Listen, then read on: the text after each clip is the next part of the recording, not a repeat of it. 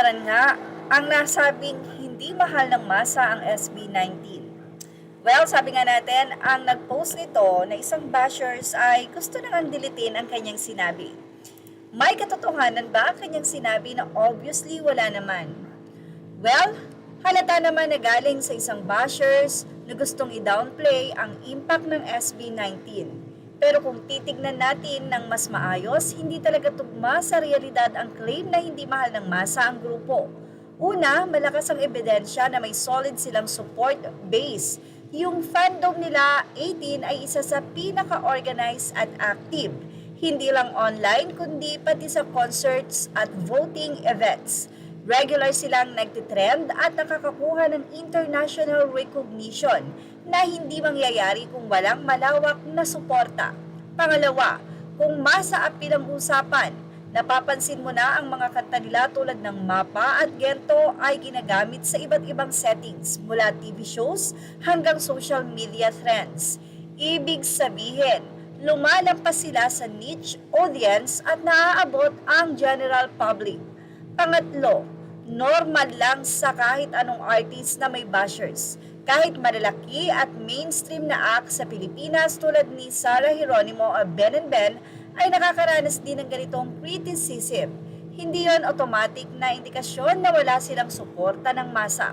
Sa totoo lang, mas accurate sabihin na may halo-halong opinyon ng publiko, may fans, may casual listeners, at may critics. Pero base sa achievements, visibility at fan engagement ng SB19, mahirap sabihin hindi sila mahal ng masa.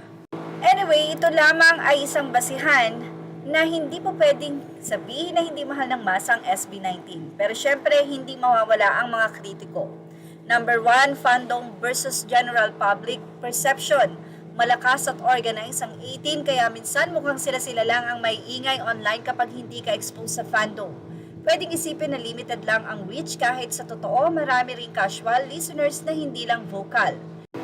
Number 2, genre bias. P-pop stigma. May bias pa rin ng ilang Pilipino laban sa P-pop.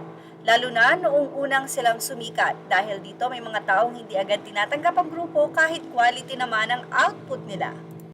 Anyway, napakarami nga pong fans ng SB19. At kapag ka ikaw ay minahal ng maraming tao, ibig sabihin mahal ka ng masa. Hindi man makamove on ang 18 sa sinabing ito ng isang basher, hindi din kasi maganda na sasabihin mo sa sarili mong kalahi na hindi ka mahal ng masa. Kaya naman say tuloy ng mga 18, ano kami? Alien? Sabi nga natin, yung nag-post nito or nagsabi na hindi mahal ng masa ang SB19 ay gusto nang i-delete ang kanyang mensahe at nagpaalam pa sa social media. Well, hindi naman maikakaila na sobrang mahal ng 18 ng SB19. Kaya naman, para sa isang magulang, kapag ka may hindi magandang nasabi sa kanilang anak, kahit na sobrang pupursige ito bilang isang magulang, ay masasaktan talaga. Anyway, yan ang ating showbiz top update. Images are all credit to the rightful owners. Thank you for watching. Please like, share, and subscribe.